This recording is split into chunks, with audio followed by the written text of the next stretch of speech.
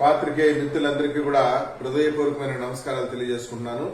నిన్న ప్రపంచ ప్రఖ్యాతిగాంచినటువంటి హిందూ ధార్మిక క్షేత్రం తిరుమల తిరుపతి దేవస్థానంలో సామాన్య భక్తులు ఎవరికీ కూడా దర్శన భాగ్యం కలగలేదు. కేవలం వీఐపీల కోసమే నిన్న వైకుంఠ ఏకాదశి నిర్వహించినట్టు కనిపించింది. నాకు తెలిసినంత వరకు నభూతో ఇంతకుముందు ఎప్పుడు జరగలేదు.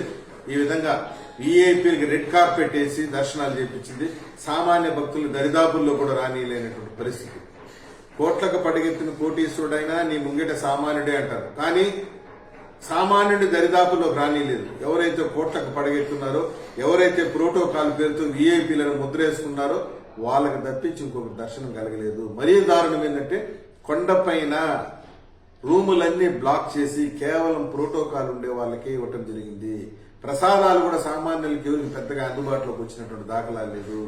ప్రోటోకాల్ ఉన్నటువంటి వీఐపీలు, ఎమ్మెల్యేలు, ఎంపీలు, మంత్రులు, వాళ్ళ పిఆర్ఓలు, అసలు ఏ హోదా లేని వాళ్ళు కూడా నిన్న వీఐపీల పేరు చెప్పుకునేసి వీఐపీలతో కూడా దర్శనాలకు వచ్చి, ప్రోటోకాల్ ఉన్న వాళ్ళతో దర్శనాలకు వచ్చి సామాన్య భక్తులకు తీవ్రమైన ఇబ్బంది కలిగించారు. నేను అడుగుతున్నాను టీటీడీ ఈఓ గారిని, చైర్మన్ గారిని, సామాన్యుడికి ఎవరు దరిదాపుల్లోకి రానివ్వకూడదని ఏమన్నా రూల్ ఏమైనా పెట్టారా మీరు?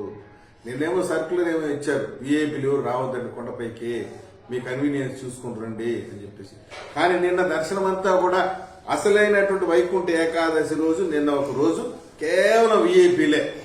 ఇంకా 7-8 రోజులు 9 రోజులు ఉంటుంది, దాంట్లో ఎవరు పడితే వాళ్ళు దర్శనాలు చేసుకుంటే అనేసి రకంగా చెప్పారు. కానీ వాస్తవానికి ఎవరికి కూడా ఒక రూమ్ ఇచ్చినటువంటి దాఖలాలు లేదు, అంత ప్రసాదం ఇచ్చినటువంటి దాఖలాలు లేదు సామాన్యులకి. ఉన్న రూములను కూడా వికేట్ చేసి పంపించి టోటల్ గా ప్రోటోకాల్ ఉన్న వాళ్ళకి రూములు, గదులు కేటాయించారు. ఇది గతంలో ఎప్పుడైనా జరిగిందా? మరీ ముఖ్యంగా చెప్పేది ఏంటంటే ఎంప్లాయీస్ కూడా దర్శనం కలిగించలేదు. ఎంప్లాయీస్ కూడా దర్శనం చేసుకోలేనటువంటి పరిస్థితి.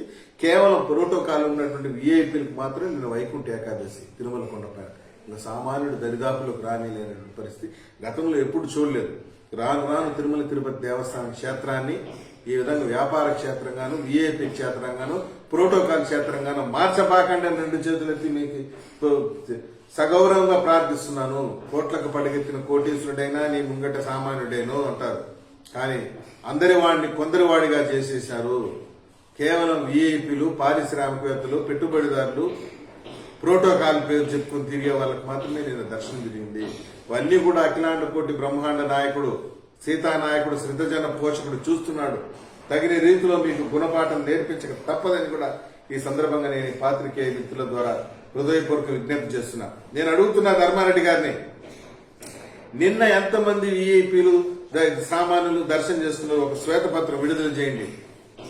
అంతెందుకంటే మీరు టీటీడీయూగా బాధ్యత స్వీకరించిన రోజు నుండి ఎంతమంది ఎమ్మెల్యేల లెటర్లకి దర్శన భాగ్యం కల్పించారు, అవకాశం కల్పించారు, సామాన్యులకు ఎంతమంది కల్పించారు, ఒక శ్వేతపత్రం విడుదల చేయమని ధర్మారెడ్డి గారిని సూటిగా డిమాండ్ చేస్తున్నారు. వీఐపీల సేవలో మునిగి తేలుతున్నారు మీరు. సామాన్యుల భక్తులకు సరైనటువంటి సేవలు అందించడంలో పూర్తిగా వైఫల్యం చెందారు. ఒకసారి పునరాలోచించుకోమని చెప్పి నేను ధర్మారెడ్డి గారిని, టీటీడీ చైర్మన్ కరుణాకర్ రెడ్డి గారిని విజ్ఞప్తి చేస్తున్నాను.